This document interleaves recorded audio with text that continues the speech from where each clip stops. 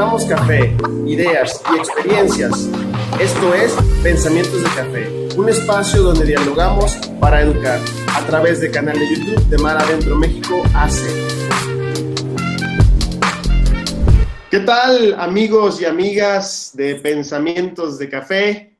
Les doy la más cordial bienvenida aquí a su espacio donde dialogamos para educar. Yo soy Daniel Ramírez y en primera instancia pues agradecerle a Mar Adentro de México, quienes nos otorgan este espacio de diálogo, este espacio donde buscamos siempre intercambiar ideas, perspectivas, todo pues para fomentar el crecimiento, el desarrollo en este mundo que cada vez se hace más y más complejo y pues necesitamos de muchas ideas y de muchas mentes para hacerlo mejor.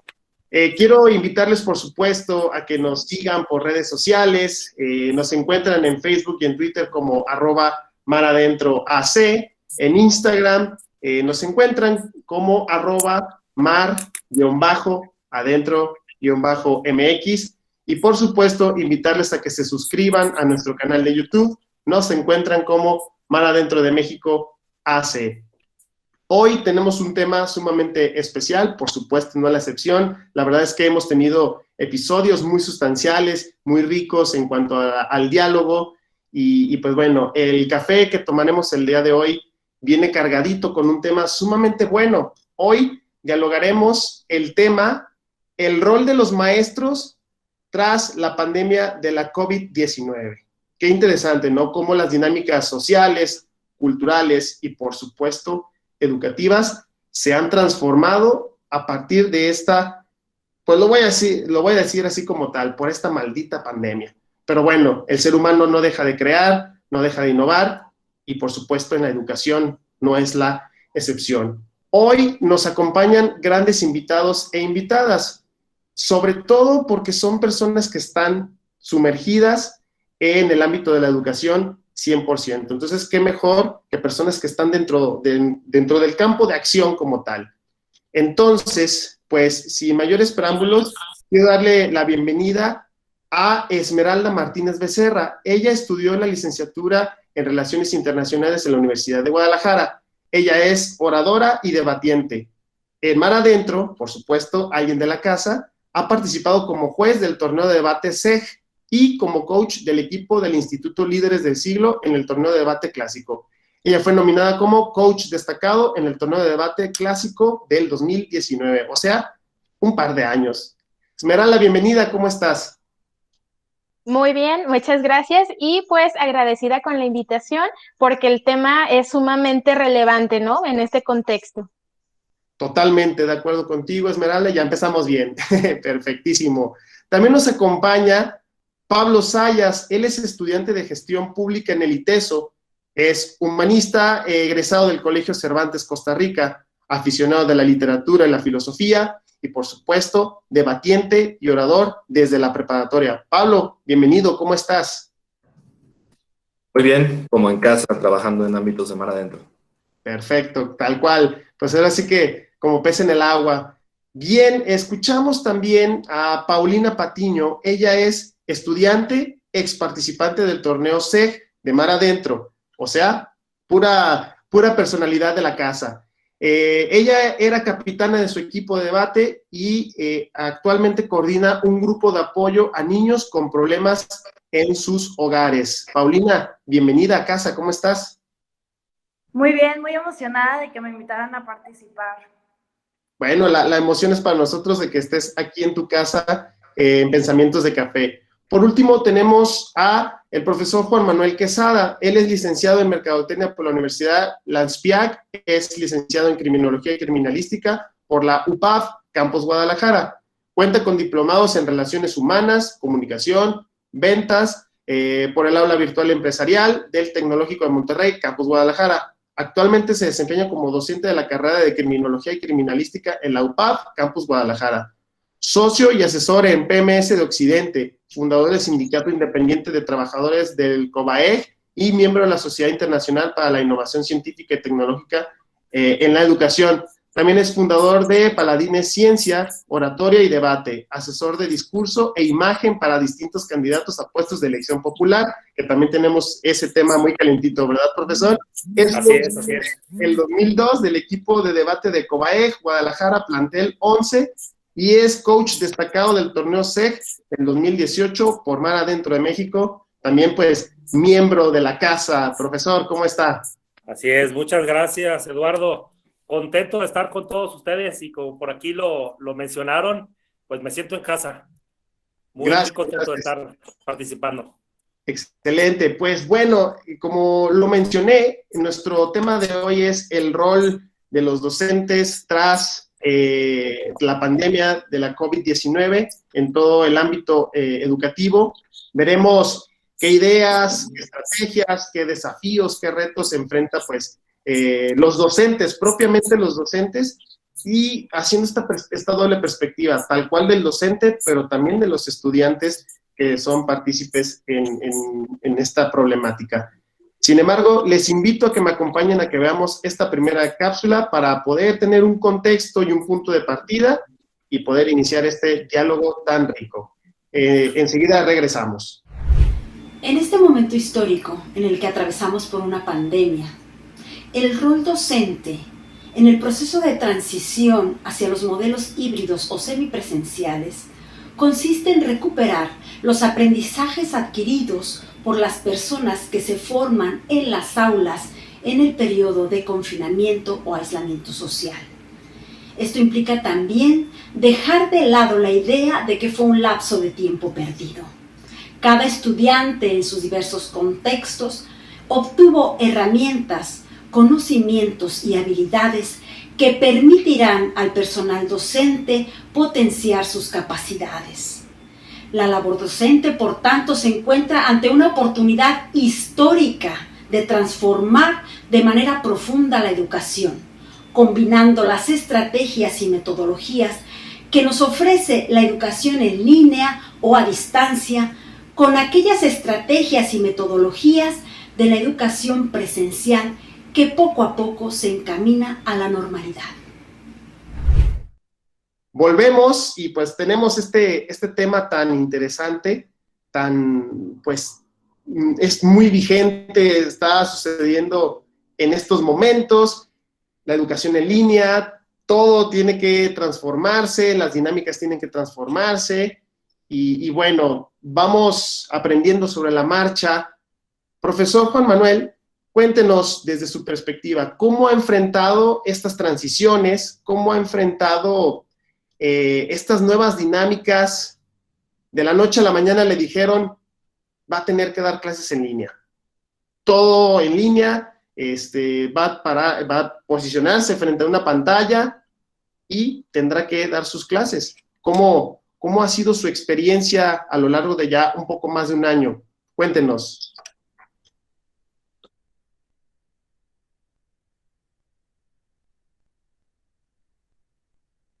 Creo que no alcanzó a escuchar. Bueno, en lo que recuperamos la señal, Esme, cuéntanos tú, ¿cómo ha sido para ti esta transición? De la noche a la mañana, todo esto explota y te dicen, vas a dar clases en línea. ¿Qué pasa? ¿Cómo ha sido tu experiencia? Pues mira, así como lo mencionas, de la noche a la mañana se viene la contingencia y nos dijeron, como tal cual lo mencionas, hay que dar tu clase ahora en línea.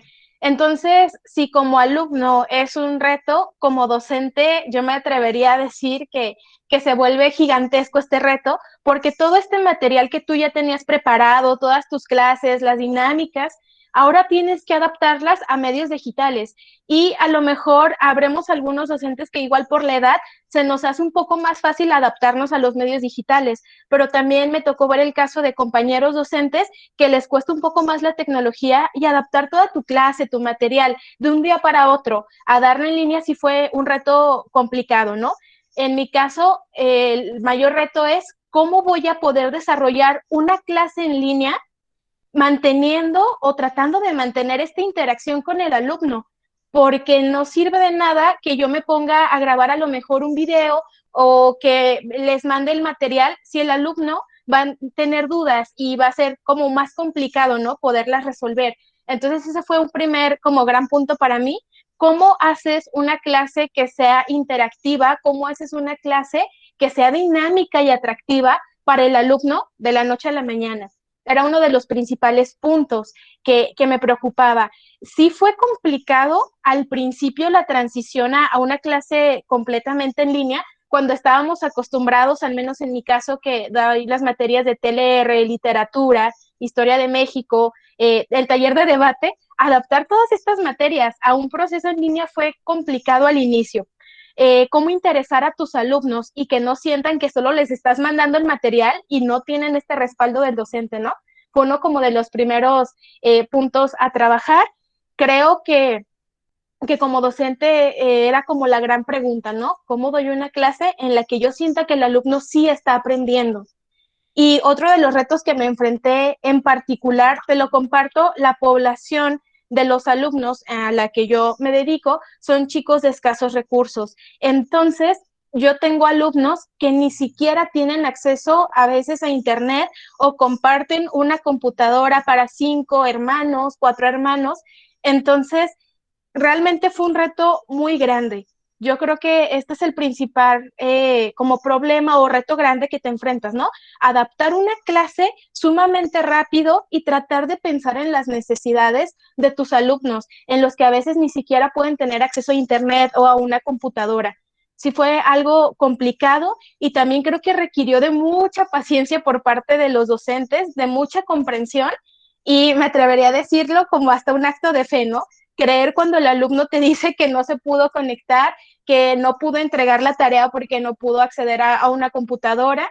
Entonces, yo creo que esto ha sido como de los principales desafíos que nos ha enfrentado la pandemia. Hacer clases dinámicas, comprensibles para el alumno y entender que de entrada no todos partimos de los mismos medios para enfrentar esta pandemia en la era digital, ¿no? Incluso en la era digital para las poblaciones es sumamente diferente. ¿Cómo podemos enfrentarlo? Entonces, sí, como docente el reto fue gigantesco, pero creo que también nos dio, por otro lado, habilidades nuevas.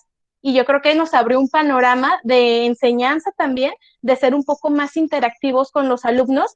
Y creo que también a mí me sorprendió ver cómo muchos alumnos que a lo mejor en clase no participaban tanto, en línea te entregan trabajos muy buenos y te das cuenta que los medios digitales también te abren esta otra ventana para que el alumno sea también autodidacta y que es verdad que se puede aprender por medios autodidactas, pero que el rol del maestro sí es fundamental, incluso en esta era de la comunicación y la era digital. Tocas muchos puntos muy interesantes, diversos. Creo que la palabra que podemos utilizar para reunir todos los puntos que comentas, Esme, es hay mucha diversidad en cuanto a contextos, problemáticas, formas de aprender, etcétera, etcétera, ¿no? Creo que sí la pandemia, no sé si coincidas conmigo, Pablo, la pandemia sí vino como a colocar en la óptica muchas problemáticas sociales, económicos, etcétera, etcétera. Ya lo decía Esme, ¿no? Brechas incluso hasta tecnológicas. Cómo de repente nuestra visión se vuelve sesgada y declaramos como muy fácilmente, ¿no? No, pues es que los nativos digitales, las computadoras, las tecnologías para la educación y cómo muchas veces no contemplamos los contextos que Esme ahorita nos acaba de arrojar así como pues, muy rapidísimo, ¿no? En ese sentido, Pablo, tú desde tu perspectiva como estudiante, ¿cómo ha sido tu participación y cómo has visto a tus profesores? ¿Qué nos cuentas al respecto? Pues, francamente, cuando inicia la pandemia, como estudiante lo que sientes es como una ola de terror, porque dices, ya no tengo los espacios que tenía normalmente, no tengo los mismos recursos y tiene que cambiar el modo en el que aprendo a toda velocidad, en cierto sentido.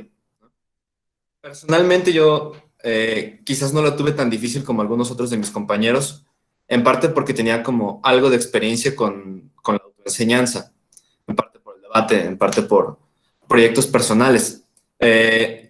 Y una cosa que que tienes que hacer como estudiante y es muy frustrante es que, sobre todo cuando ya estás en un nivel de educación como la prepa o la universidad, es que los estudiantes nos educamos entre nosotros también, ¿no? Incluso sobre asuntos que no son de la clase, pero no sé, vas a un café con tus amigos de la carrera y hablas de temas que tienen que ver, en mi caso, con la política o de lo que tú quieras, ¿no? Y de repente ya no puedes. Y te tienes que preguntar, pues ahora qué, cómo le voy a hacer, ¿no? Y sí somos nativos digitales en cierto sentido, pero eso es una sobreestimación en el sentido de que hay muchísimas cosas que no sabemos hacer porque no usamos el espacio digital para todo, ¿no? Entonces, de repente tener que hacer clubs de lectura por Teams o, no sé, incluso un club de estudio por Teams, por Zoom, por lo que tú quieras, es muy, muy confuso. Y a mis profesores los he visto muy comprometidos. Y es en ocasiones hasta como doloroso ver cómo un profesor intenta generar una conexión con el grupo y pues la verdad es que, pues, no sé, ha habido situaciones en las que un profesor hace una pregunta, ¿no? Como, ¿cuál es la hipótesis de tal problema? Y tú te quedas congelado porque dices, no sé qué decir, no estoy entendiendo y ves al resto de tu grupo congelado y piensas, yo debería hablar, pero no tengo nada que decir y al mismo tiempo no quiero que el profe se quede hablando solo, ¿no? Entonces a ratos es frustrante y en otros momentos también es como un poco inspirador, no sé, las actividades que se inventan o los foros que hacen, las clases asincrónicas, las clases sincrónicas, todos estos rollos y lo rápido que ha evolucionado, al menos en mi experiencia, la capacidad de los profes para funcionar en el ámbito digital, también es reconfortante en algún nivel. Claro, como que de alguna manera esta pandemia, me encanta que sobre todo apelas a dos cuestiones que alcanzo a notar, ¿no? La parte de como ser autogestivo, de alguna manera vas generando ciertas ideas, ciertas propuestas para organizarte y no perderse de un suceso y de un objeto de aprendizaje, ¿no? Ya lo decías, clubs de lectura, las conversaciones que se podían tener en torno a temas de política, cultura, historia, economía, que se llevan a cabo en una mesa de café, como lo hacemos ahora, se trasladan de lo digital. Se buscan estas como formas, ¿no? Y el profesor tiene que, ahora sí que sacarse muchos haces bajo la manga para seguir generando este vínculo y este interés en los sucesos de aprendizaje. Me parece que seguimos en esa marcha, no se detiene, ¿no? A pesar de que ya llevamos más de un año, sigue el asunto. Pau, desde tu perspectiva, ¿a qué tipo de retos te has enfrentado, tus compañeros, tú como estudiante? ¿De qué manera ustedes como estudiantes colaboran o más bien participan como activamente en sus aprendizajes y cómo se organizan con sus profesores? Quizás podemos anticiparnos al decir, antes en el modelo presencial previo a la pandemia, pues el profesor era pues quien dictaba las pautas, ¿no? De alguna manera, no decir que él como que llegaba e imponía, no se trata de eso, porque de alguna manera ya había innovaciones educativas, dependiendo de los contextos, como decía Esme. Pero ahora con la pandemia, las dinámicas sí cambian y el estudiante, ¿de qué manera participa a partir de las oportunidades y de las experiencias de aprendizaje que el profesor medio va construyendo en lo que va entendiendo el contexto? ¿Qué nos puedes decir al respecto? Primero que nada, creo que sí es muy importante rescatar eso es que nadie estábamos preparados para esta situación. Personalmente, en mi escuela había muchísimas compañeras que, como decía anteriormente una de nosotras, que no tenían acceso a internet. Entonces yo me preguntaba, de verdad, ¿cómo es que ellas van a lograr a las 7 de la mañana estar en un ciber o en algún lugar donde tengan pues esta oportunidad de conectarse a las clases? Además, pues del tema que también ya fue tocado, de cómo nos sentíamos nosotros al respecto, de que sentíamos que solo nos mandaban la información, que no nos daban una clase como tal, pues los maestros de calidad, podría decir. Y pues cómo sobrellevar todo esto de investigar. La verdad, yo sí siento que de cierta forma sí aprendimos a ser más autodidactas, que sí nos va a ayudar para el futuro todo esto y que sí, pues sí podríamos rescatar varios puntos benéficos de todo lo que ha sido, pues, tras la pandemia, la educación. La verdad, yo admiro muchísimo a los profesores porque me tocó estar como de los dos lados de la moneda. Yo soy estudiante y mi mamá es maestra, y me tocó ver que se echaba tutoriales de cómo usar Zoom, de cómo usar Meet, y pues la verdad me impactó muchísimo las ganas que le ponían a actualizarse y aprender, como decía Esmeralda, cómo llegar a sus alumnos, por lo que yo respeto muchísimo a los profesores y cómo lo están llevando pues realmente tras todo esto de la pandemia, y pues tratar de hacer el mejor esfuerzo para cumplir con, pues, con lo que nos pidan. Igual apoyar pues a los compañeros que no podían participar de la misma forma que yo. Igual hacer clubs de lectura por Zoom, hacer club de tareas, mandarnos archivos y todo eso pues que podíamos rescatar pues por el medio del internet. Bien, Pau, pues sí, seguimos en esa línea, ¿no? No quisiera decir tal cual como improvisar, porque no creo que sea como tal, sino que de alguna manera con ciertas ideas que ya teníamos por ahí en nuestro almacén de referencias, buscamos generar estas alternativas para que el suceso de aprendizaje siga ocurriendo.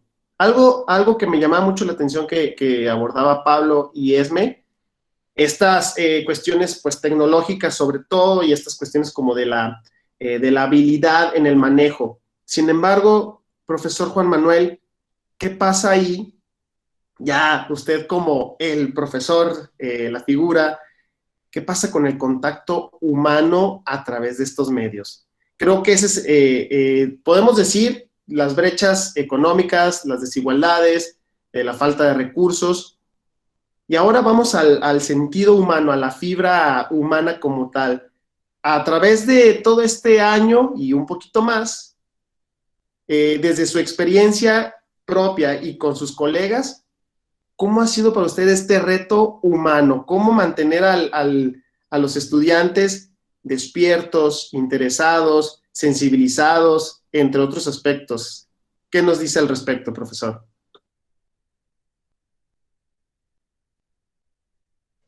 Gracias, Eduardo. Mira, escuchando por aquí a los panelistas, me parece muy interesante todas las opiniones que están generando. Desde mi punto de vista, por trabajar en el sector público, en escuelas públicas, el esquema, la problemática es distinta. Vamos a decirlo de esta manera. Entendiendo, y por ponerte un ejemplo, en mi plantel preparatoria, teníamos 1,286 alumnos. Terminamos el semestre pasado con una población de 796 alumnos. Tuvimos una pérdida del 41% del alumnado. Entonces, esto de entrada ya nos habla de un problema previo, quizás a los esquemas de educación. La tendencia fue, más o menos hablando de hombres y mujeres, el 70% de los niños que desertaron o abandonaron los estudios fueron hombres, por temas de que tuvieron que ponerse a trabajar, tuvieron que buscar por ahí la manera de subsistir, porque sí, realmente sí pegó bastante, ¿no? En escuelas públicas, bastante el tema de la pandemia.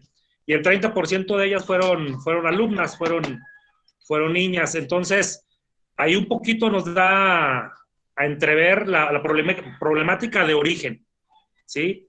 Ya de ahí pasando a los alumnos que se pudieron conservar, que tenemos hoy en día, bueno, te podría decir que hemos trabajado en proyectos educativos. Tú me preguntabas que cómo siento, cómo veo el tema del contacto, ¿no? Que es una realidad que se necesita hasta psicológicamente, el trato de persona a persona. Y si lo separáramos todavía, los canales de aprendizaje entre los niños o alumnos auditivos, los alumnos que son visuales y los kinestésicos, pues yo creo que esta parte de los alumnos que que aprenden por los canales kinestésicos, pues todavía se vieron más afectados. Ese contacto para ellos era muy, muy necesario. Y fue la parte, porque hicimos estudios, que salió más afectada. Que en cierto momento dejaron de ir a la escuela por no sentir ese contacto pleno, pues, con sus compañeros y con sus maestros de una u otra manera, porque son los alumnos que más interactúan. De una u otra manera, los alumnos visuales o auditivos, pues viendo o escuchando, aprenden, pero los alumnos que necesitan por ahí el interactuar con los maestros, con sus compañeros, fueron los más afectados. Entonces, sí, siento que por ese lado afectó bastante y nos sigue afectando todavía hoy en día.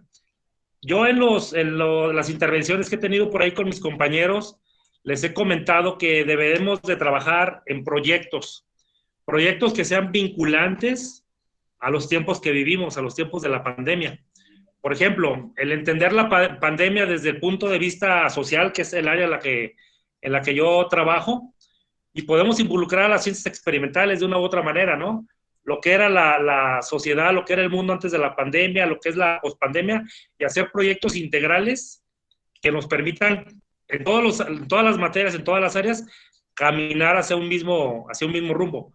El antes, el durante y el después de esta pandemia, para llegar a buenas conclusiones y que nos sirva de una u otra manera, de una manera más representativa, en tener mejores resultados de la educación, con el fin de buscar mejores sociedades. Porque sí, realmente vamos a ser unos, o fuimos unos antes y otros vamos a ser después de esta pandemia.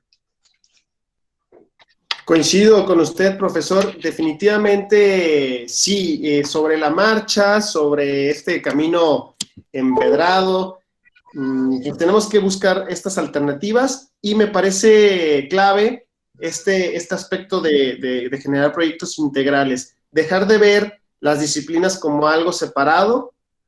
Y lo vemos, la pandemia nos enseña eso, todo de alguna manera está conectado. Entonces, creo que el aprendizaje debe darse de una manera pues, integral, como bien menciona, y creo que también los sistemas de evaluación deberían pues, cambiar, evolucionar y considerar otros aspectos. Antes de pasar a la segunda intervención, les quiero invitar ahora a que veamos qué es lo que piensa la gente, qué es lo que la voz popular dice sobre este tema, que está muy emocionante y que creo que se pueden generar muchas ideas. Les invito a que veamos esta cápsula llamada Vox Populi y en un momento regresamos.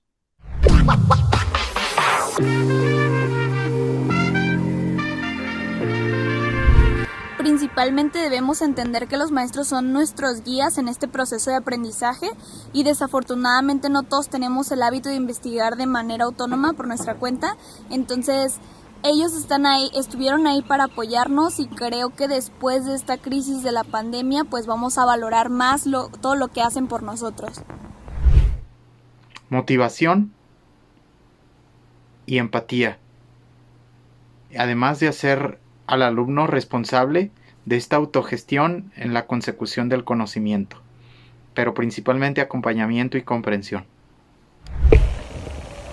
Creo que los maestros ahora post-COVID son de suma importancia, ya que pues gracias a ellos hemos podido seguir aprendiendo y creo que esto les ha servido para implementar nuevos métodos de enseñanza y superarse. Creo que fue un gran reto para ellos y creo que los puso muy a prueba y ahora que todo se normaliza un poco, están 100% preparados, aún más preparados de lo que ya estaban para seguir impartiendo. El rol del profesor tras una pandemia será totalmente de nuevos retos, de afrontar de nuevo la realidad, pero una realidad distinta, adaptando los nuevos métodos de enseñanza que se vieron y que se aplicaron dentro de esta pandemia, implicarán totalmente un reto para el profesor y también para los alumnos como tal. Creo que los maestros son una pieza fundamental para la educación, pues su formación los dota de ciertas herramientas y estrategias que tras el confinamiento se vieron un poco limitadas. Sin embargo, eso solamente refleja pues que son piezas fundamentales para la educación. Tras el COVID-19, los maestros tienen una tarea muy importante. Si bien durante la pandemia tuvieron muchísimo que aprender en cuestiones tecnológicas y cómo llevar una clase desde su casa, a los maestros ahora también tendrán el reto de levantar el ánimo de los alumnos para que sigan adelante con sus estudios.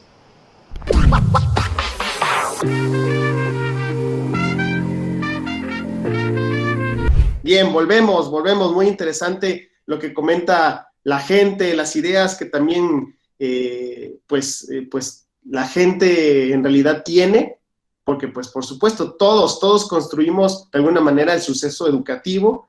La escuela se está repensando, la escuela se está rediseñando. En ese sentido, Esme, va el balón para ti, Esme, yo escucho tanto profesores, colegas, directores, la gente de escritorio, muchos agentes involucrados en la educación dicen, no estábamos preparados para esto. Sí, lo podemos comprar como una verdad, no estábamos preparados.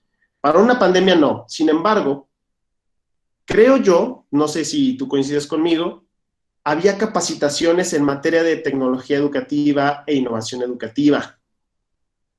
Constantemente había pues ciertas, estas nuevas pedagogías, estas nuevas tecnologías, y creo que estábamos en una situación cómoda.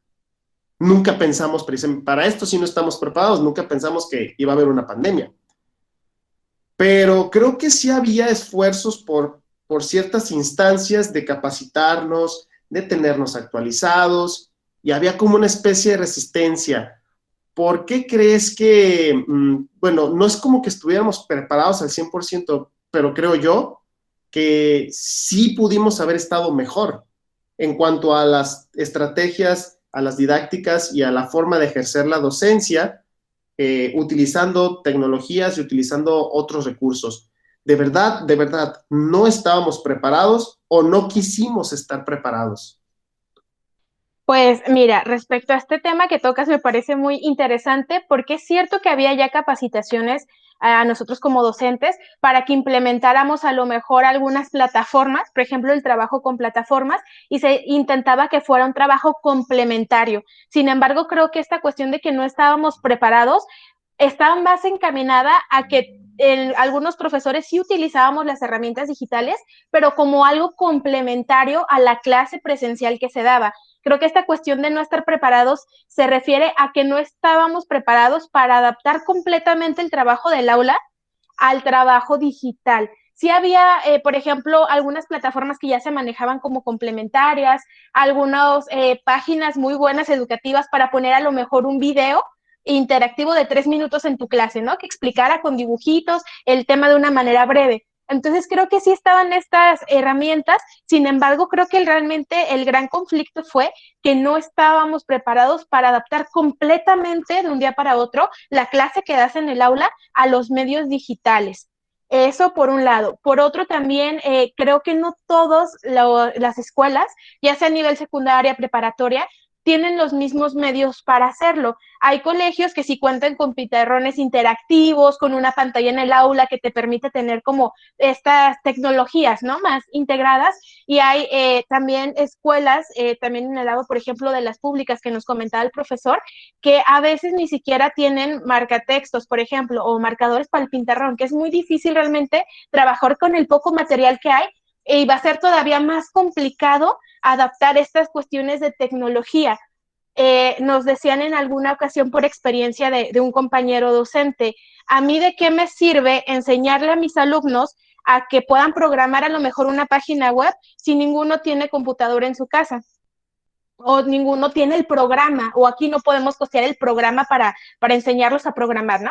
Entonces, solo un ejemplo. Entonces, creo que sí es importante, y esta pandemia lo que hizo fue sacudirnos para decirnos que es indispensable actualmente, creo yo, para el docente, que aprendamos a usar todas estas tecnologías y medios digitales y que ya podamos, incluso terminando la pandemia y que volvamos a las aulas, implementar ya todos estos medios digitales que ya conocemos, para hacer una educación más integral, como mencionaba el profesor Escobedo, hacer un sistema de educación ya más integral en la que tú des tu clase en el aula con medios digitales, pero que sepamos también que ya contamos con herramientas, con aplicaciones incluso de educación, con juegos en línea que pueden reforzar este conocimiento en casa.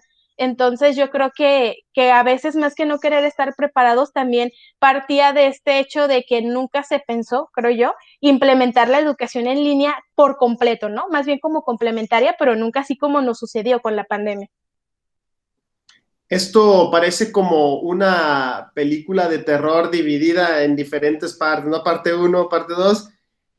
Lo digo porque me parece muy interesante este planteamiento que haces, Esme. Y ahora surge otra vertiente a la problemática y a estos retos.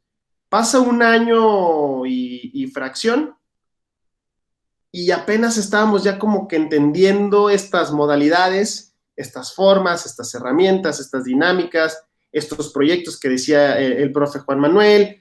Estábamos haciendo ya una lectura muy consciente de la diversidad de contextos, como el que hace un momento también planteabas, pero de alguna manera estábamos haciéndolo, con todo y que hay otras problemáticas que también el profe Juan Manuel decía, ¿no? La deserción, cuestiones económicas, todo eso.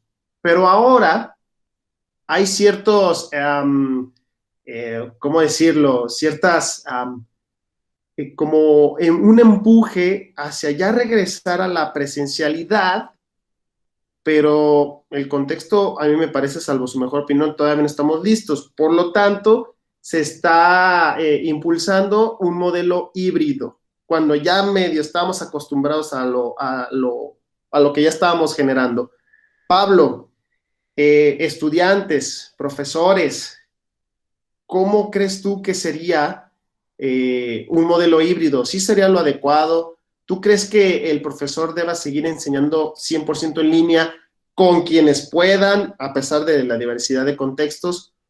¿O tú crees que ya es momento para un modelo híbrido en el que se vayan integrando todas estas experiencias y estas cuestiones que hace un momentito Esme nos compartía? ¿Qué piensas al respecto, Pablo?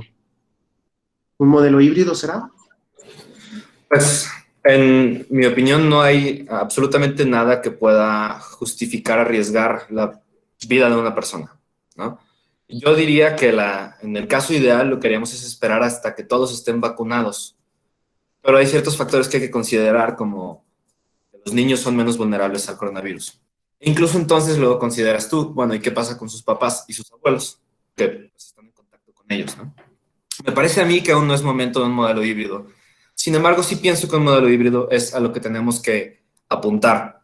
Y no nada más por la cuestión de la pandemia del COVID-19, sino porque creo que es algo necesario en el siglo XXI. Hay una frase de Lewis Carroll, que es el escritor de Alicia en el País de las Maravillas, que a mí me gusta mucho. Él dice, en este lugar tienes que correr tan rápido como tú puedas y lo único que vas a lograr es quedarte en donde estás. Y a lo que se refiere es a que hay que movernos a toda velocidad porque el mundo cambia más rápido de lo que uno se puede dar cuenta, ¿no? Entonces, lo que mencionaba Esmeralda, de que hay escuelas sin marcatextos, sin pizarrones, etcétera, etcétera, es una posición que casi cualquiera aceptaría, que es deber del gobierno, al menos para sus escuelas públicas, proveer estos materiales. Pero luego nos preguntamos, ¿y qué pasa con todo el ámbito digital? ¿No? Yo no creo que una persona en el siglo XXI pueda desarrollarse a cabalidad y tener una educación de calidad, como se establece en el ODS número 4, sin tener acceso a los recursos digitales. Entonces hay dos cosas que el gobierno parece que no está haciendo mucho y que en mi opinión son absolutamente urgentes y tienen que ser parte de la educación híbrida. Una es producir lo que yo llamo alfabetismo digital, es decir, entender cómo funcionan las redes digitales. ¿Por qué? Porque una persona que entiende cómo funcionan todos estos asuntos, si le dices conéctate en Meet, ahora conéctate en Teams, ahora en Zoom, en realidad no le importa mucho la diferencia de las plataformas porque entiende cómo funciona y te manda un correo por Outlook y otro por Google, ¿qué más da? ¿No? Estas personas, en teoría, entienden cómo funciona el asunto y se pueden adaptar más o menos rápido. Y lo segundo es que el gobierno no provee muchos recursos educativos digitales. Y eso es muy extraño porque son muchísimo más baratos, ¿no? ¿Qué es más fácil logísticamente? Conseguir una licencia de un programa y distribuirla a quienes haga falta, por ejemplo, con una contraseña, ¿no? Esta es tu matrícula de estudiante, esta es tu contraseña, aquí descargas tus cosas. O repartir materiales para todos. Los materiales, para empezar, tienen que llegar y hay zonas de difícil acceso. Entonces, en mi opinión, la educación híbrida es necesaria, primero, es urgente. Yo diría que ahorita no, por la cantidad de contagios que hay. Creo que hay que esperar a que haya más vacunas, porque con más gente vacunada, el ritmo de infección disminuye. Parece que la cantidad de gente que vacunas disminuye la cantidad de contagios que hay en una proporción mayor. Es decir, vacunas el 10%, mitigas la enfermedad por más del 10%. No sé exactamente cómo funciona esto porque no soy epidemiólogo, pero las cifras que he revisado reflejan eso. Entonces, sí es necesaria la educación híbrida. Ahorita no, definitivamente. Ya después. Y no creo que sea posible volver a la educación 100% presencial, ni siquiera deseable, porque el mundo ya no solo es presencial. Bien, como que el modelo híbrido sería el ideal que estamos aspirando, pero en este momento parece que todavía es anticipado por una serie de todos estos problemas que bien señalas, Pablo, y seguimos con esta diversidad de problemáticas, de contextos que hace un momento también nos exponía. Pau, entonces, ¿qué tiene que hacer el profesor en ese sentido, tú como estudiante? Es decir, tú tienes esta perspectiva, ahora sí que ya no frente al profesor como tal, sino frente a la pantalla, ¿no? Es la dinámica.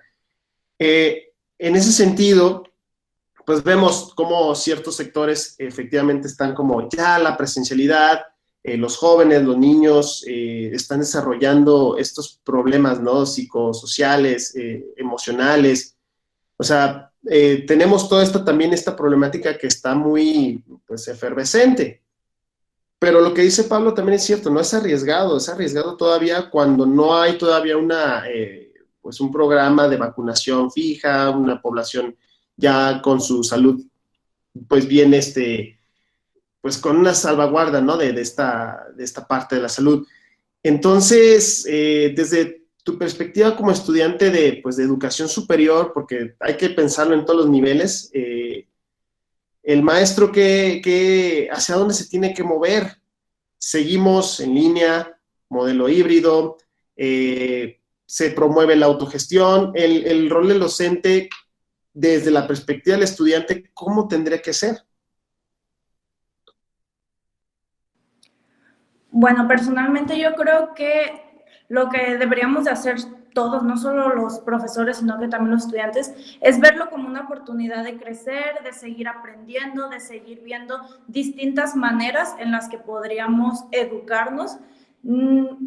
Personalmente el modelo híbrido creo que sí va a ser, bueno, sí va a ser una posibilidad, y a la que tarde o temprano vamos a llegar. Sí creo que nos podemos adaptar perfectamente a ella, como lo hicimos a la educación en línea. Simplemente es eso, el hecho de que yo como estudiante y yo como profesor tengo que ver la forma ideal, un mecanismo en el que yo esto lo voy a usar a mi favor, yo esto lo voy a usar para crecer en mi trabajo y aprender tomarlo como una oportunidad, vaya, de aprender a hacer por lo que se requiere para enfrentar esta situación.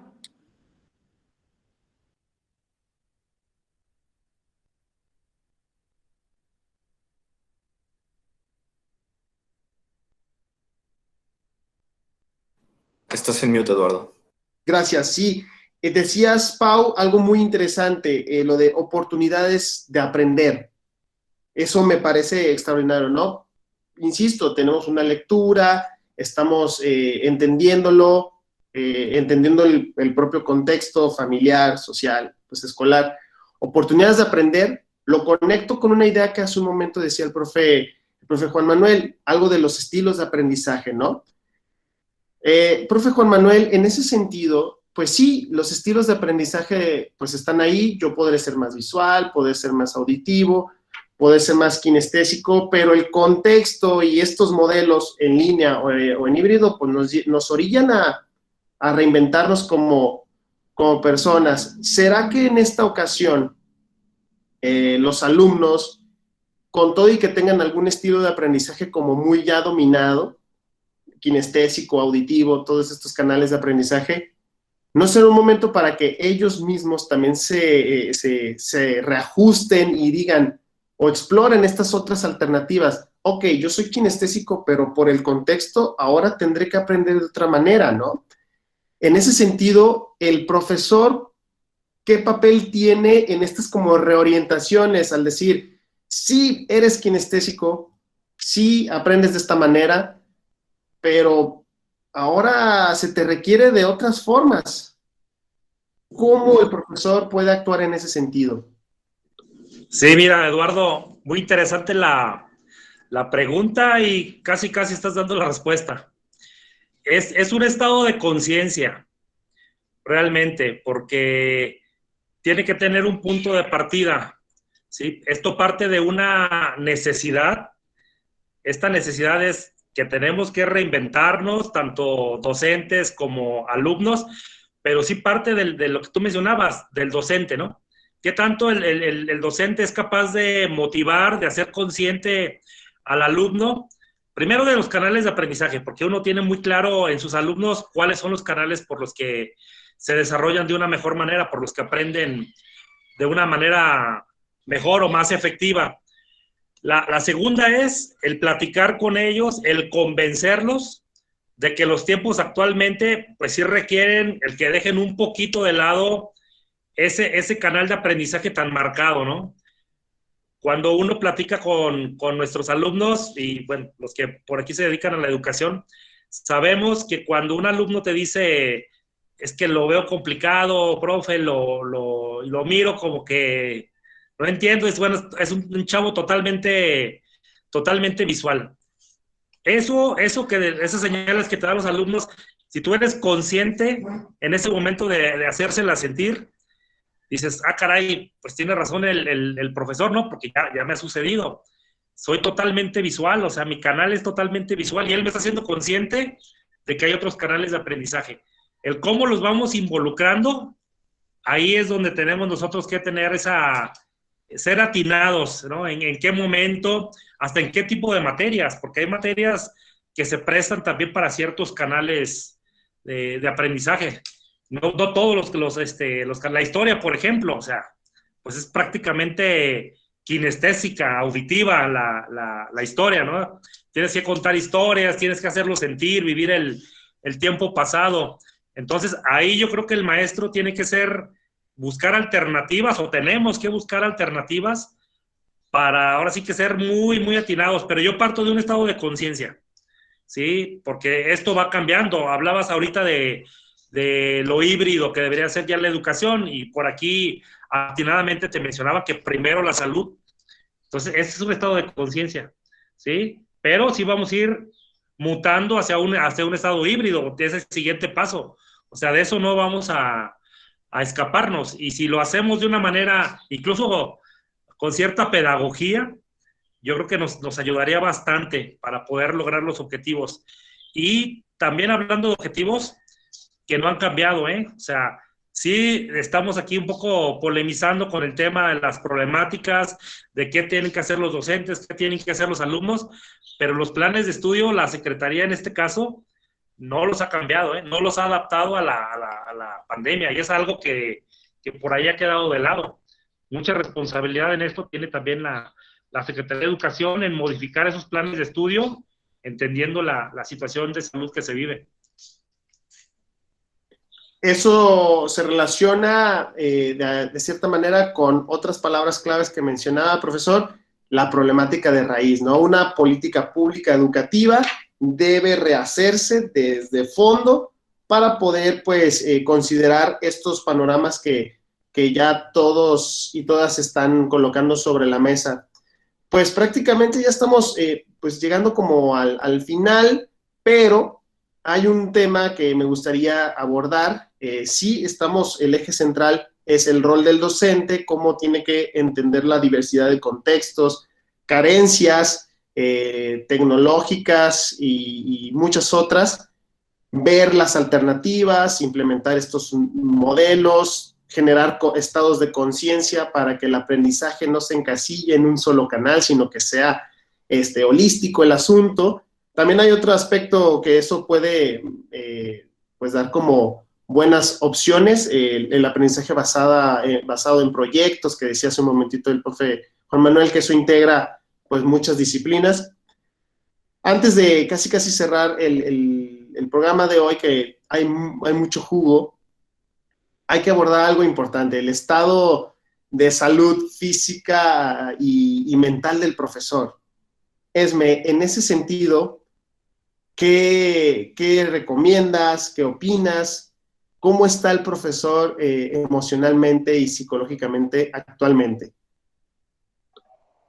Pues creo que esa es una pregunta también muy clave y pertinente, porque creo que fue un reto para tanto alumnos como docentes adaptarnos, ¿no?, a este sistema. Pero creo que también el docente tuvo un doble trabajo, porque es, además de lo que ya tengo que hacer normalmente, ahora tengo que adaptar toda esta clase, todo este conocimiento a la tecnología y enseñar al mismo tiempo que yo estoy aprendiendo cómo hacerlo, ¿no? Cómo hacer mis clases en línea, cómo conectarme. Creo que fue un doble trabajo para el docente también. Y también te comparto una reflexión que hacía con compañeros docentes. La educación en línea de un día para el otro, para el docente y creo que también para el alumno, implicó adaptar un espacio de tu casa, de tu intimidad, y darlo a conocer a los demás, ¿no? Entonces yo creo que ese también es un primer punto que sí tuvo un impacto psicológico, emocional en los docentes, el tener que adaptar este espacio que era como privado, que era como algo más íntimo, para poder adaptarme y dar mi clase. También creo que eso implicó un reto. ¿Cómo adapto un espacio de mi casa? ¿Cómo adapto mi internet? ¿Cómo adapto mi material de trabajo? Y yo abrí mi intimidad para poder dar mi clase, ¿no? Y luego también creo que hay otros retos que cansan muchísimo, que de repente estás dando tu clase y típico que está pasando la basura o el del gas o se te va el internet. Y entonces creo que esto sí ha sido un reto ya desgastado también. Creo que la mayoría de los docentes, quisiera verlo así de manera optimista, hemos dado un gran esfuerzo, creo que hemos abierto la puerta de nuestra casa, de nuestra intimidad, hemos puesto nuestros medios propios, nuestro internet, nuestra electricidad, la computadora, lo que tenemos para adaptarnos, pero creo que el docente también está cansado, pero también creo que nos abrió una ventana de oportunidad, ¿no? Creo que al inicio sí es un cansancio de cómo, y una frustración a lo mejor, de cómo adaptarme tan rápido a todo esto, de enfrentar estos pequeños retos todos los días, y creo que eso sí cansa, pero creo que también el docente se volvió más fuerte, por decirlo de alguna manera, a raíz de esto, porque nos dio nuevos mecanismos digitales para poder complementar más nuestra labor docente. Y yo creo que también esto nos permitió, al menos en mi caso, conocer un poco también más de las situaciones personales de los alumnos, conocer a lo mejor también un poco de su contexto, de sus condiciones, de su hogar, y creo que eso también ha tenido un impacto en que ahora el docente tiene nuevas habilidades, tiene nuevas herramientas y tiene nuevas formas de interactuar y conocer a los alumnos, ¿no?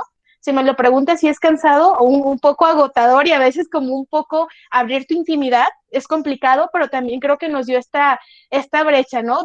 O esta pequeña luz de que podemos seguir aprendiendo y adaptándonos. Entonces yo lo describiría con un sentimiento de, sí, un poco de cansancio, pero también como un nuevo impulso para poder adaptarnos a esta era digital que no podemos negar que se nos viene encima y que efectivamente encamina o apunta a una educación más híbrida. Bien, pues un baño de optimismo, ¿no? Es importante y de motivación. Pablo, igual, coincides con Esme, sí se estará cuidando al profesor. Hemos escuchado, ¿no? Hay que cuidar la integridad del alumno, su estado emocional, su estado psicológico.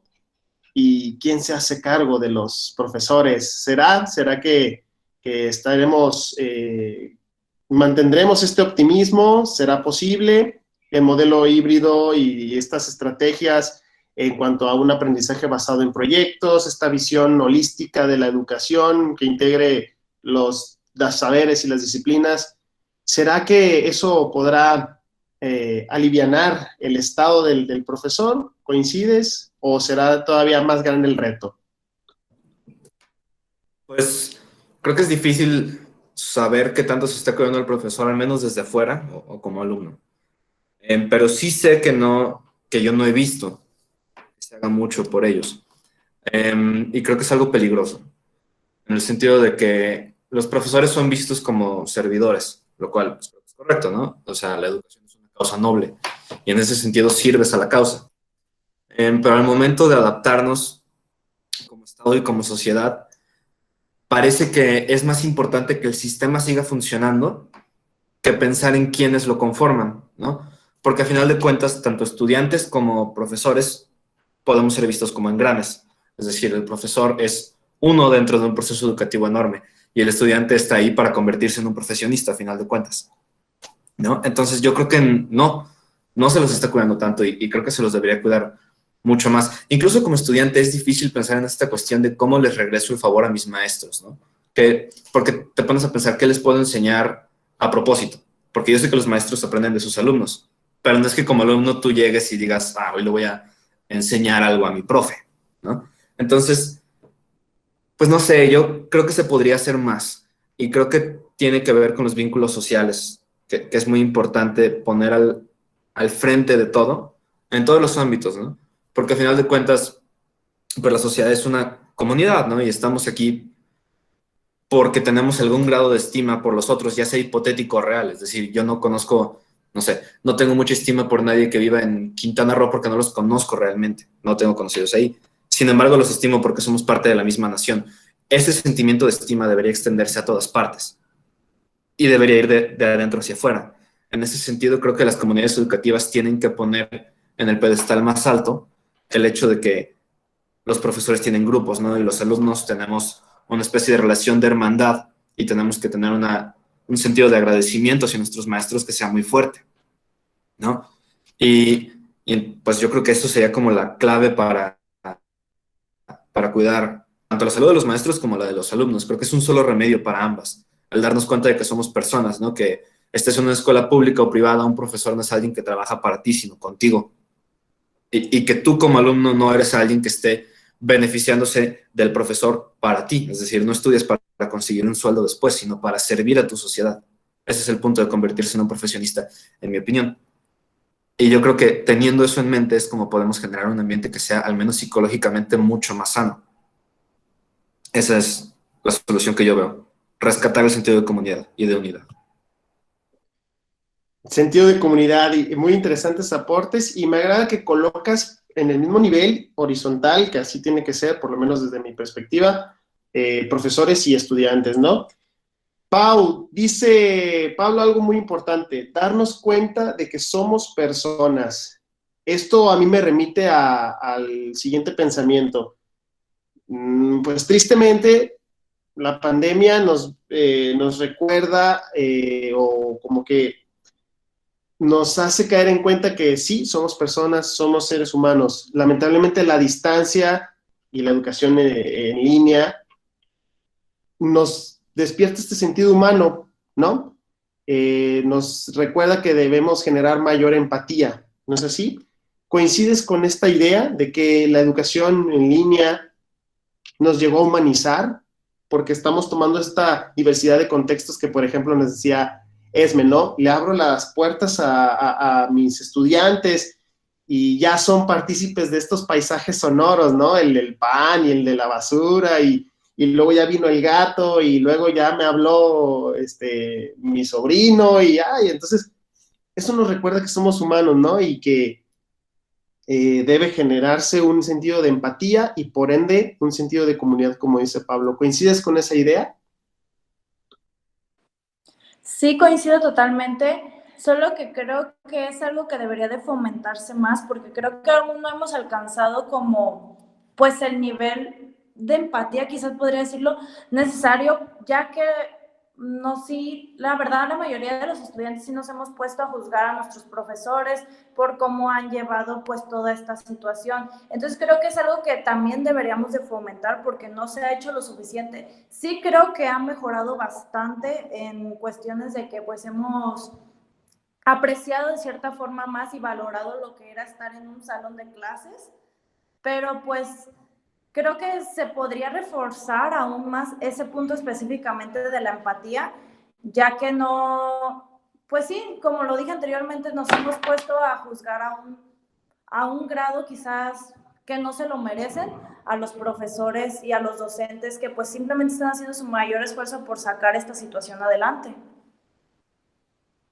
Ok, la empatía, se requiere empatía y desde tu punto de vista todavía nos falta como recorrer un poquito más ese camino de la empatía y quizás de la resiliencia, y creo que va de la mano con lo que decía el profe Juan Manuel, que ya estamos por cerrar, a partir de un estado de conciencia como un poco, pues más abierto, ¿no? Más, no sé, más lúcido.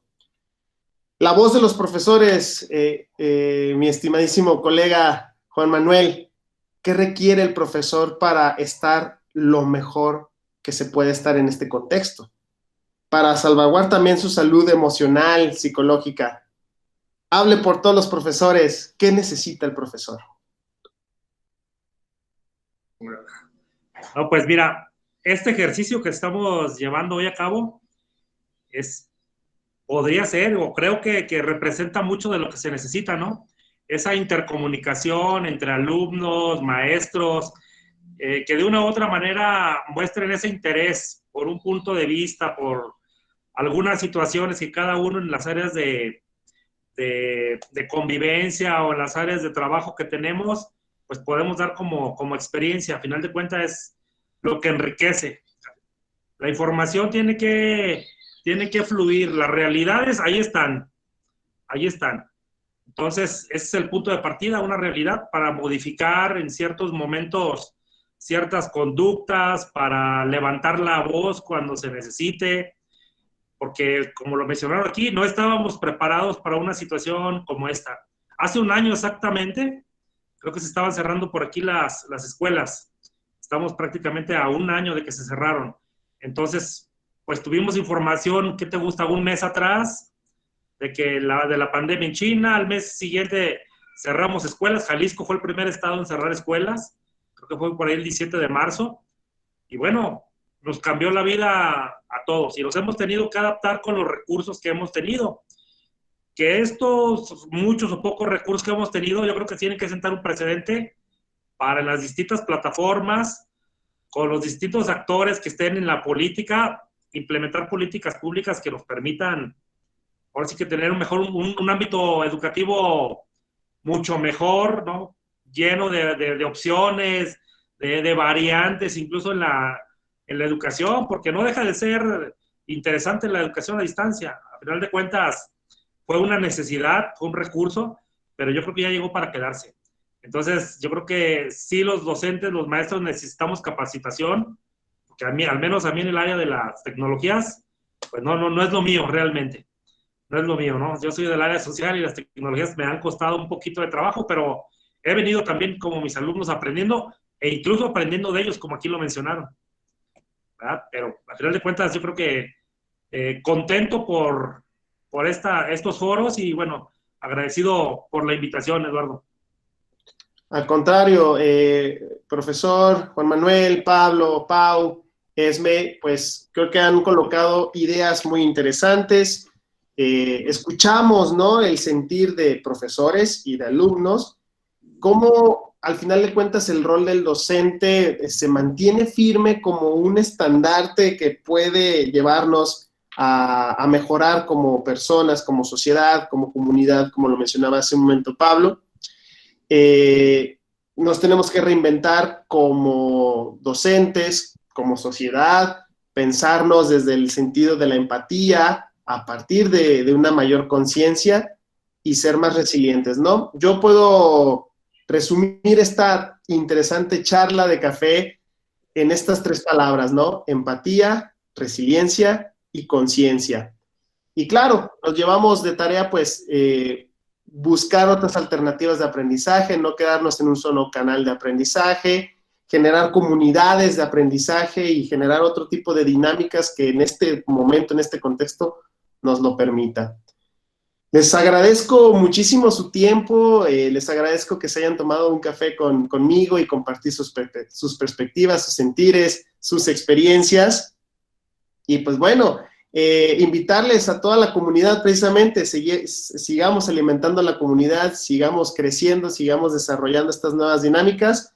Pues creo que ahorita una de las opciones más viables es por medio de redes sociales, así es que Les invito a que sigan Pensamientos de Café por medio de redes sociales de Mar Adentro, que sabemos que Mar Adentro pues es cuna, ¿no?, de una gran comunidad. Facebook y Twitter nos encuentran como @maradentroac, Instagram @mar_adentro_mx, y por supuesto nuestro canal de YouTube. Hay que suscribirse en Mar Adentro de México AC. Pues muchísimas gracias, Pablo, Pau, Esme, profe Juan Manuel. Agradezco muchísimo sus aportaciones. El docente se reinventa, la sociedad se reinventa, pero la educación no se detiene. Yo soy Daniel Ramírez. Esto fue Pensamientos de Café, un espacio donde dialogamos para educar. Muchísimas gracias. Nos vemos la próxima.